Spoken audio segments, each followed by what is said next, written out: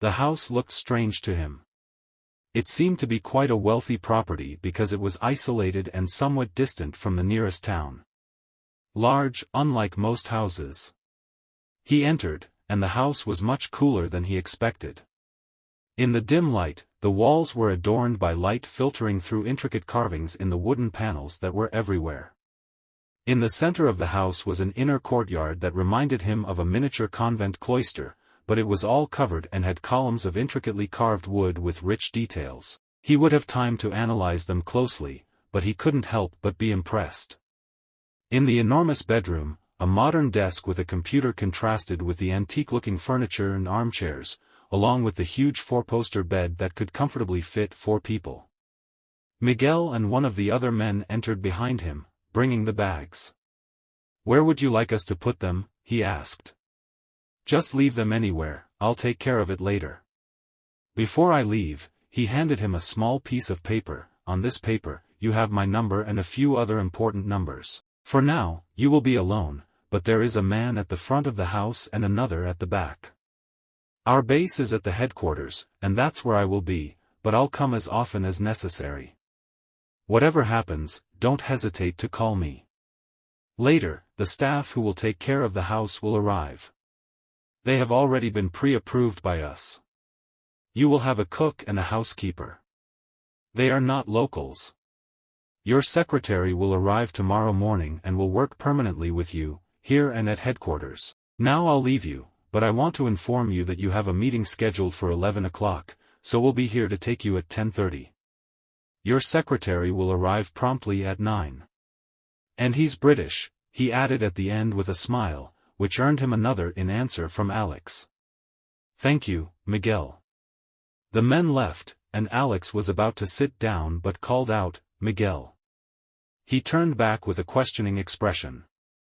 "Is there anything to drink in this house?" Miguel smiled, crossed the room and pressed a panel on the wall that opened and revealed a minibar, then exited. Alex took a deep breath, tossed the jacket he still had in his hands onto the bed, kicked off his shoes, unbuttoned his shirt, grabbed a glass, and searched through the bottles until he found a whiskey he liked. He added 2 ice cubes, sat down in an inviting crimson velvet armchair that immediately enveloped him, picked up his phone, checked, to his surprise, that he had signal, and dialed. He waited a while until he heard the ringing sound, to the point of thinking it was a false alarm. But suddenly he heard the call being answered immediately. "Dad."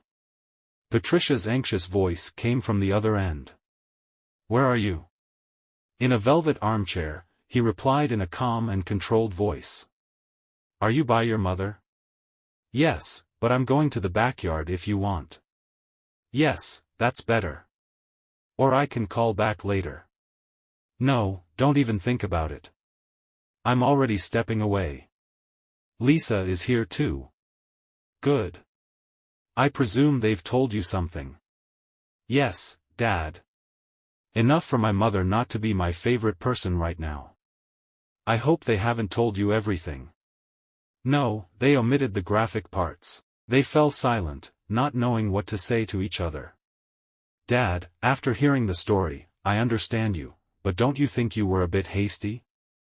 If your mother had walked in with the smile I heard in her voice when she called the first time, by now I would be in prison, and you would be motherless.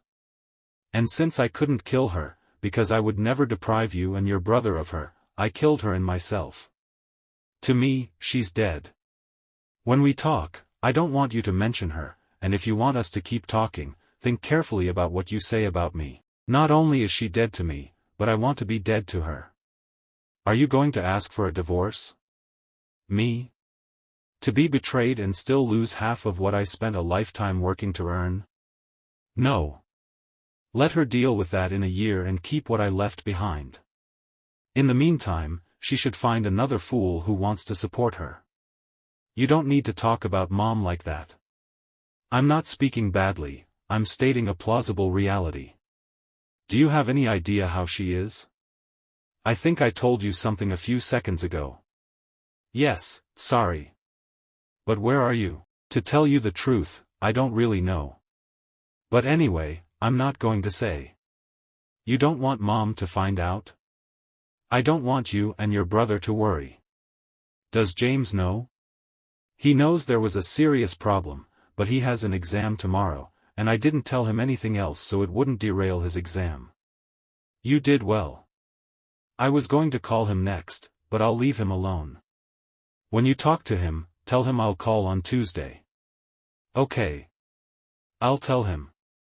Look, I just arrived, I haven't even settled in, and I'm tired.